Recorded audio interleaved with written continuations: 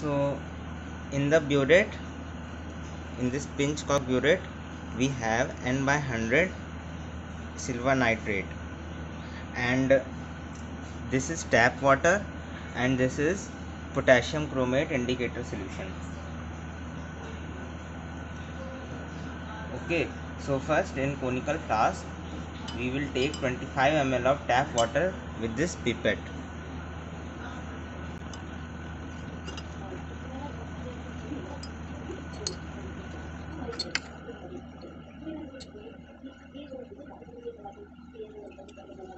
To this we will add few drops of potassium chromate indicator solution.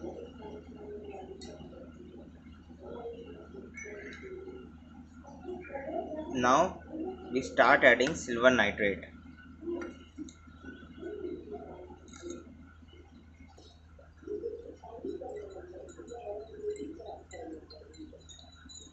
You can see that our orange PPT is made, which on swirling,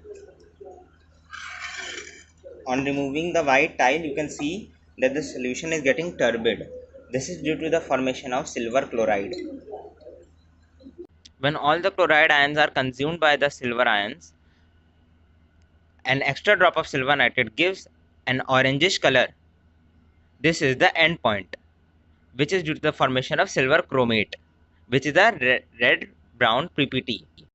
The reading in the burette is 7.8 ml. The procedure is repeated to get two concordant readings, and you can see that when I stop swirling the flask and add the silver nitrate, a reddish PPT of silver chromate is formed.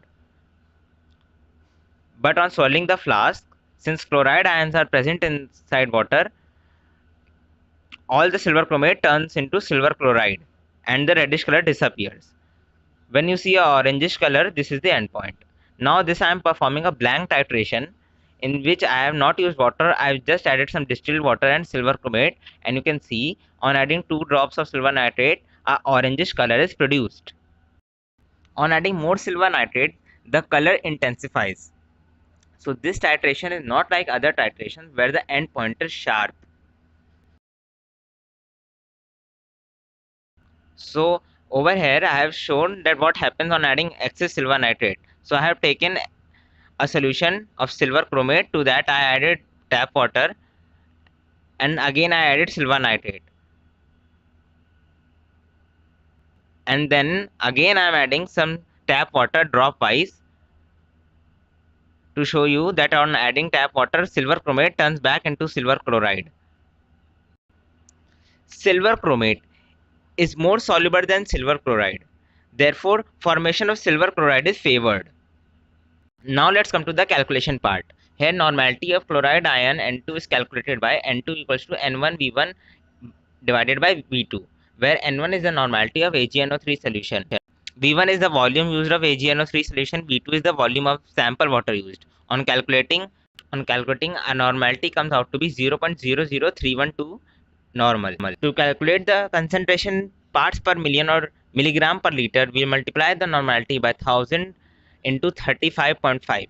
Therefore, concentration of chloride ion is given by N2 into 35.5 into 1000 in mg per liter. On calculating, our concentrations comes out to be 110 mg per liter or ppm. The permissible limit for chloride ion tap water is 250 milligrams per liter. Like, share, comment and subscribe to my channel.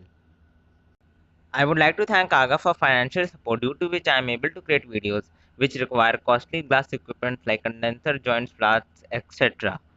If you want me to try advanced synthesis such as Grignard reaction, which involve hot plates with magnetic stirrer, 3-neck flask, different chemicals, etc., you can support me financially through Patreon and PayPal. Links are given in description.